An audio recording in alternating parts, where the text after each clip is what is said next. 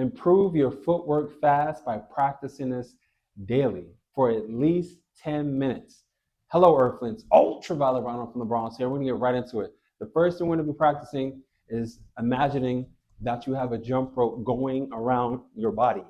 And you want to just get used to you going from toe to toe and understanding that weight being shifted from left to right, because everything when it comes to flow and rhythm in the sport comes from imaginary to actually jumping rope. That's why you see so many boxers jump rope, because it improves your hand, eye, and foot coordination.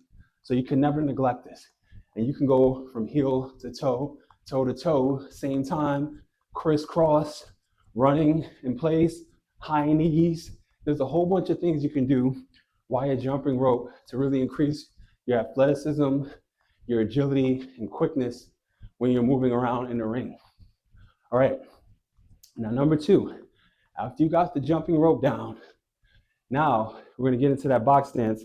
So if you're southpaw, it's gonna be right foot first, left foot back. If you're conventional like me and most people, it's gonna be left foot first, right foot back. Make sure feet about shoulder width apart, front foot about 45-degree angle, back foot about a 90-degree angle, facing in its natural direction. Bring your knees slightly. Stay nice and light on those toes. Bring those hands up, elbows nice and tight to the rib cage, but still relax. Tuck that chin and bring everything forward. Now, as you're comfortable here, right after we were bouncing, just get comfortable just bouncing up and down in the stance itself. Because once you get comfortable here, that explosiveness is just going to naturally carry over. Now from here, as we're just getting comfortable bouncing, we're going to get into the pendulum bounce, okay? So you want to make sure both feet go from one side to the next. So to do that, you're spring loading your back to propel you forward, and then spring loading your front to propel you back. All right, this is called the pendulum bounce, and this is an efficient way to get in and out very quickly. Now, as you get comfortable bouncing up and down in the pendulum bounce, now we're going to start going from left to right. So you're going to push off that back foot while taking a step with your left to go to the left, and then we're going to push off that front foot while taking a step to the back, or while taking a step with the right to go to the right. So you want to get comfortable going side to side. All right, and as you get comfortable going side to side, you can incorporate that bounce if you want, but that expends a lot of energy. So unless you're experienced, you really train for that, do not do that, because you do not want to exhaust yourself, especially when you're getting used to this, because once your opponent sees that, they're going to capitalize that and just take you out. Now, as you're getting comfortable going side to side, now we're going to start going forward. All right, so we're going to go forward just like this here. All right, we're going to go forward, make sure your legs don't cross. And again, pushing off that back foot while taking a step with your front, pushing off that front foot while taking a step with your back.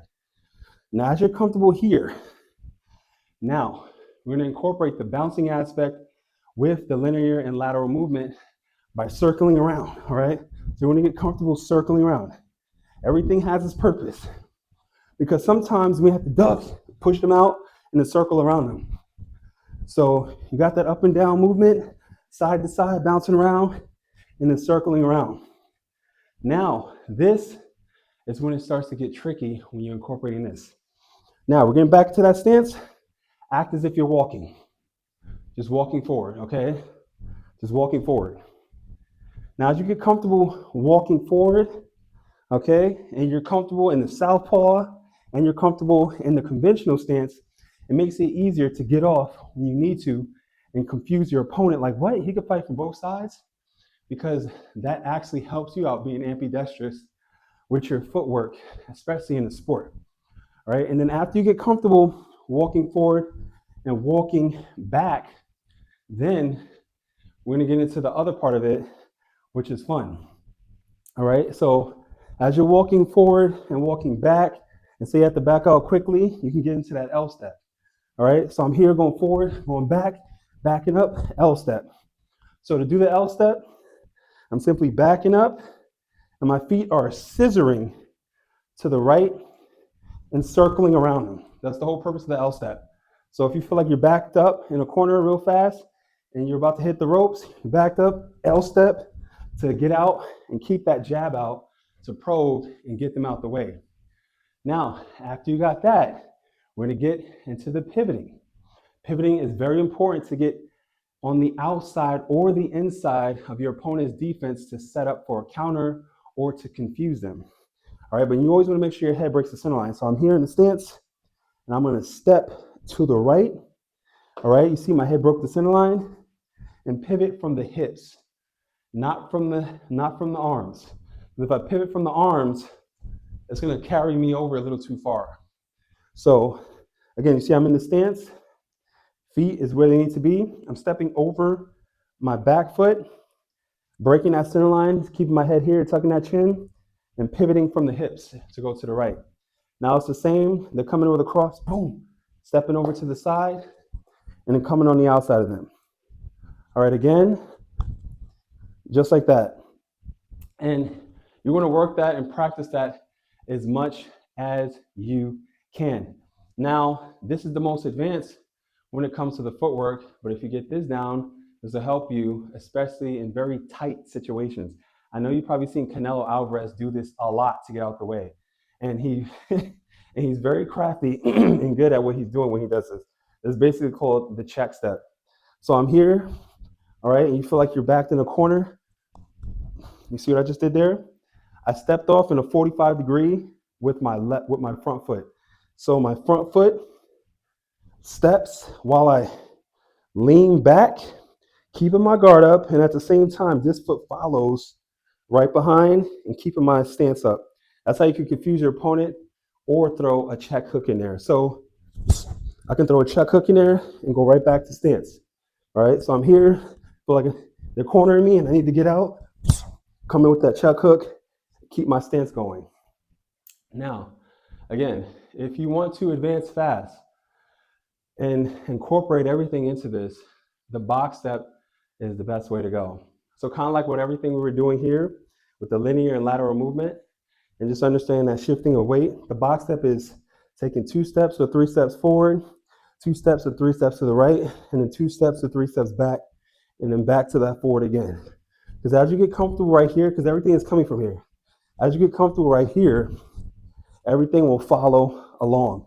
And then you can incorporate that pendulum bounce if you want, and then that pivoting. See, everything goes into play, or that check step, whatever you want to do, everything goes into play as you get more advanced.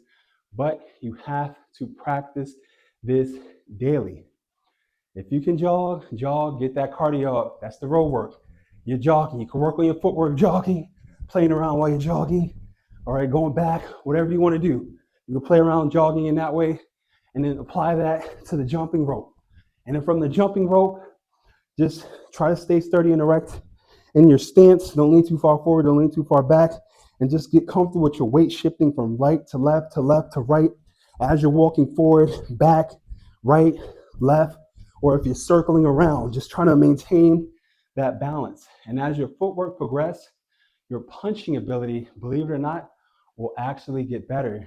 Your defense up top would actually get better because everything derives in boxing when it comes to getting the highest in the stance and highest in the level of game from your footwork. Do not neglect footwork, because if you do, you're going to be very stiff and flat-footed trying to throw punches, and they're going to see it from a mile away, and you're just going to be a two-dimensional fighter. You never ever want to be a two-dimensional fighter.